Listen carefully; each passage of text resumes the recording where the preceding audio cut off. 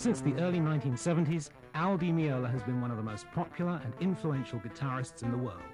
From his early years with Chick Corea, his historic performances with John McLaughlin and Paco de Lucia, to his current exploits with his groups Meola Project and World Sinfonia, Meola continues to be an innovative leader in acoustic and electric jazz fusion guitar.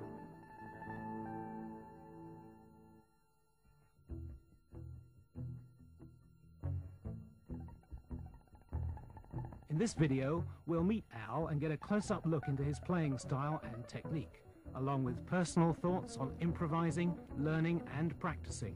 We'll also see Al perform many of his fine compositions. Some, which have been double-tracked, feature Al playing both the rhythm and lead parts.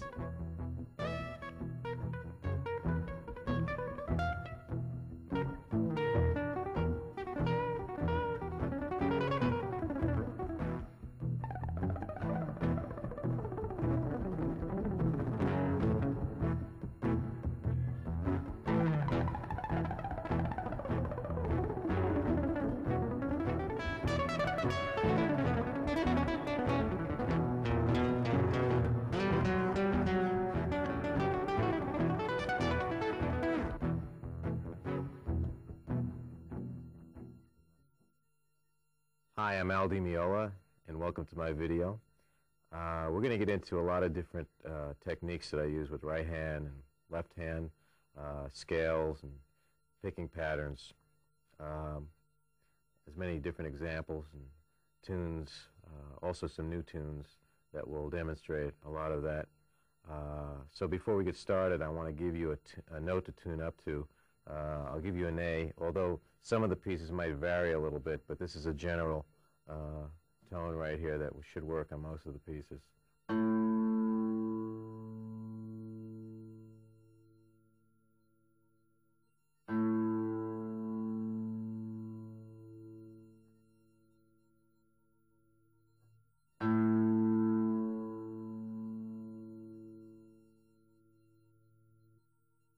I started playing guitar in where I grew up in New Jersey, in my hometown.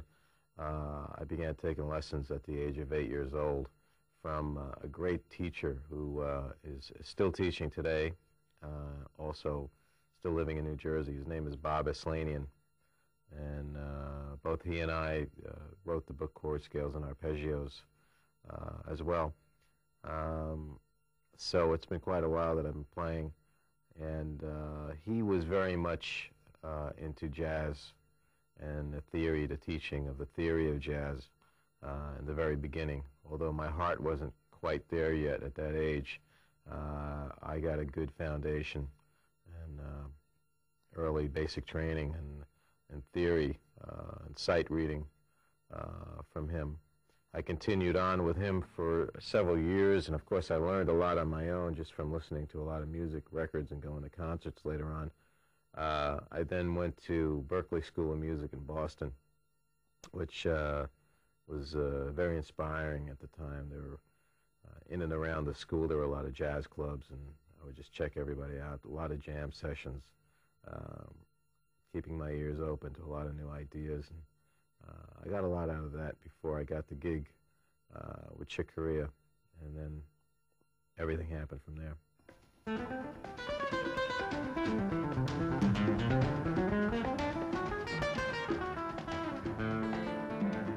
In this section, Al demonstrates improvising over chord changes, beginning with a basic diatonic progression, followed by his approach to soloing over dominant, seventh, and diminished chords.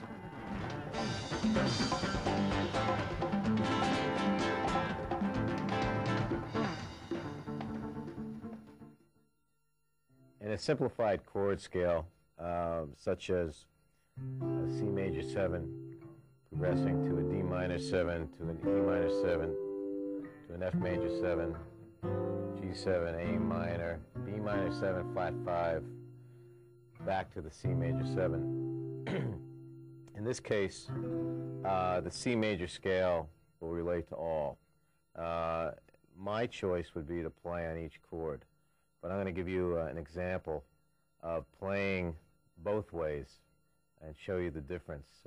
First, we'll start by by hearing each chord, and I'll play only in the C major scale, so playing no sharps and flats, but thinking of mainly a C scale, and then we'll show the other example after that. So let's begin with that first.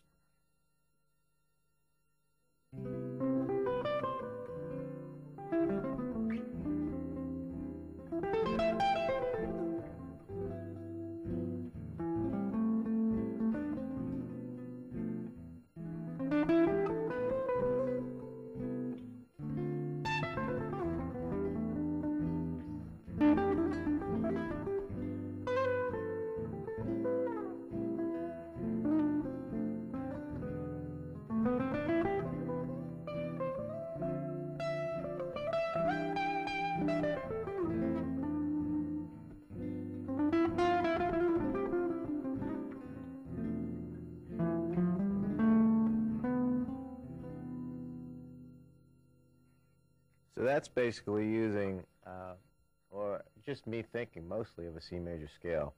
Now, like I said before, my choice would be to play on each chord, I think, if I saw the chart.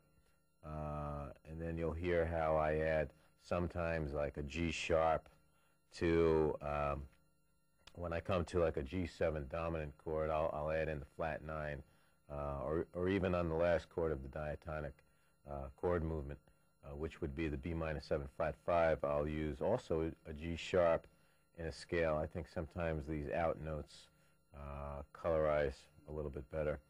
So let's give a little example of that.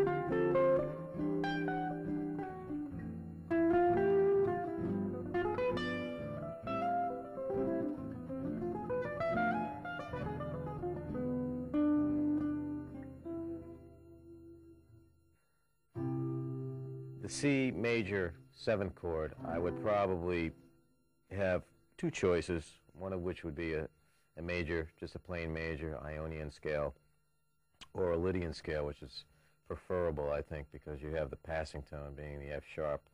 So more often when you see a major 7 chord, I think a Lydian scale may work, depending on the melody. D minor scale is basically that, minor scale, which everybody seems to.